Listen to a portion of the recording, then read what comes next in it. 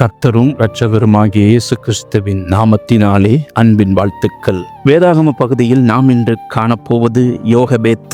கொடிய பஞ்சம் கானானில் ஏற்பட்ட காலத்தில் உயிர் வாழ்வதற்காக யோசேப்பினால் எகிப்துக்கு கொண்டு வரப்பட்ட யாக்கோபின் குடும்பத்தாரில் லேவியும் ஒருவன். லேவிக்கு முதிர் வயதில் பிறந்த மகள்தான் யோகபேத். இவள் தன் தகப்பன் லேவியின் குமாரனான கோகாத்தின் குமாரன் அம்ராமை திருமணம் செய்தாள். அம்ராமுக்கு யெகோபேத் அத்தை முறையாகும். இவர்கள் இருவரும் இஸ்ரவேல் ஜனங்கள் எகிப்தில் குடியேறி 400 வருடங்களுக்கு பின்னரே திருமணம் புரிந்தனர். யோகபேத் என்றால் யெகோவாவின் மகிமை என்று பொருள். அதன்படியே அவள் வாழ்க்கையும் தேவனுக்கு மகிமையை கொடுத்தது. யெகோபேத்துக்கு தேவன் மீது உள்ள அன்பு, விசுவாசம், அவளிடம் காணப்பட்ட தைரியம் இவை யாவும் அழிவுக்கென்று வைக்கப்பட்ட அவளது குழந்தையை காப்பாற்றி உலகத்திற்கு ஆசீர்வாதமாய் இருக்க உதவியது. இந்த தம்பதியர் லேவி குடும்பத்தைச் சேர்ந்தவர்களானதால் அவர்களுக்கு தேவ அறிவு இருந்தது. அதனால் இவர்கள் எகிப்தில் இஸ்ரவேலின் அடிமை வாழ்வுக்கு முடிவு சமீபம் என்பதை நன்கு உணர்ந்திருந்தனர். இவர்களுக்கு கர்த்தர் மிரியாம் என்ற மகளையும் ஆரோன் என்ற மகனையும் கொடுத்து ஆசீர்வதித்திருந்தார். 3வது குழந்தை யெகோபேத்தின் கர்ப்பத்தில் இருக்கும்போதுதான் எகிப்தின் ராஜா பார்வோன் பிறக்கும் ஆண் குழந்தைகளை பிறந்தவுடனேயே கொல்ல வேண்டும் என ஆணையிட்டிருந்தான். அதன்படியே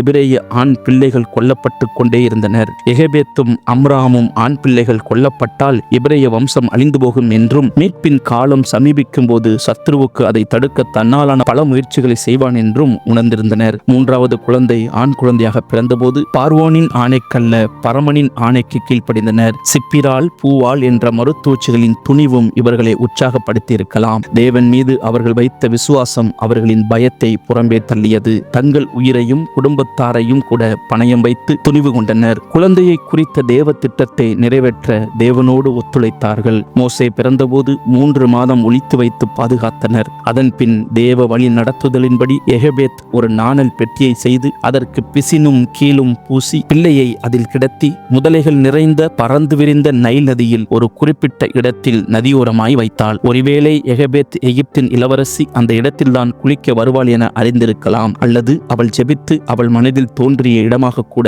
அது இருந்திருக்கலாம். குழந்தையை நாணல் பெட்டியோடு நைல் நதியில் வைத்த பின் யெகோபேத் ஞானத்தோடு என்ன நடக்கும் என்பதை கவனிக்க தனது 8 வயது மகள் மிரியாமுக்கு பொறுப்பு கொடுத்திருந்தாள். மிரியாமும் தன் சகோதரன் மீது அக்கறையுள்ளவளாய் பொறுப்புணர்ச்சியோடு கவனித்துக் கொண்டிருந்தாள். எகிப்தின் இளவரசியும் தேவ திட்டம் நிறைவேற தற்செயலாய் தன் தோழிகளோடு குழந்தை இருக்கும் இடத்திற்கே ஸ்நானம் பண்ண வந்தாள். நாணர் பெட்டியை பார்த்தால், எடுத்து திறந்து அழகிய எபிரேய ஆண் குழந்தையை கண்டால். பொறுப்புணர்ச்சியோடு கவனித்துக் கொண்டிருந்த மிரியம் இளவரசியிடம் ஓடி தயக்கமில்லாமல் பேசி தன் தாய் யெகோபேத் அக்குழந்தையை வளர்க்க அனுமதி பெற்றாள். நைல் நதியில் போடப்பட்ட குழந்தை இளவரசியின் அனுமதியுடனும் சம்பளத்துடனும் வளர்க்கப்படுவதற்காக மறுபடியும் யெகோபேத்தின் வீட்டிற்கே வந்தது. யெகோபேத் தன் மகனுக்கு பாலூட்டி வளர்த்ததும் அல்லாமல் ஜீவனுள்ள தேவனுடைய அறிவை எவ்வளவு புகட்ட முடியுமோ அவ்வளவு புகட்டினாள். வளரும் மோசேயிடம் அவன் எபிரேயன் என்றும் அவன் அழிவுக்கு விலக்கி காக்கப்பட்டதே தேவ ஜனத்திற்காக அவர் சித்தம் நிறைவேற என்றும் அவருக்கு தெளிவுபடுத்தினாள். அதனால்தான் மோசே பின்னாளில் எகிப்தின் ஐஸ்வர்யத்தையும் மேன்மையையும் குப்பையாக உதறி தள்ளிவிட்டு அடிமைகளாக இருந்த தன் ஜனங்களுக்காக வைராகியம் கொண்டு அவர்களில் ஒருவனாக காணப்படுவதையே தெரிந்து கொண்டார். எபிரேயர் 11:24-25. தன்னை பெற்ற தாயிடம் வளர்க்கப்பட்ட மோசேயின் வாழ்க்கையில் தன் தாய் ஊட்டிய வேத அறிவு தன் தாயின் தேவனை முழுமையாக சார்ந்து கொள்ள வைத்தது.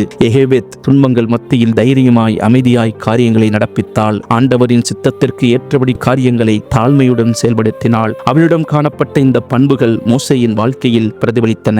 எப்படி மோசேயின் வாழ்க்கையில் யெகோபேத்தின் நற்குணங்கள் பிரதிபலித்ததோ அப்படியே நம் வாழ்க்கை சாட்சியுள்ள வாழ்க்கையாய் இருந்தால் அது கர்த்தர் நமக்கு கொடுத்த பிள்ளைகளின் வாழ்க்கையிலும் பிரதிபலிக்கும். யெகோபேத்தை போல பிள்ளைகளுக்கு வேத அறிவை புகட்டுகிறோமா? யெகோபேத்துக்கு ஆண்டவர் மீது இருந்த அன்பு, விசுவாசம், அவளிடம் காணப்பட்ட தைரியம், தாழ்மை அவள் பிள்ளைகள் மூவரையும் பாக்கியசாலிகளாய் வருங்கால தலைவர்களாய் மாற்றியது. ஒவ்வொரு தாயும் தங்கள் பிள்ளைகளை உருவாக்கும் சிற்பியாவார்கள். மிரியம் ஒரு சிறந்த பாடகி, தீர்க்கதரிசி, ஆராதனை வீராங்கனை.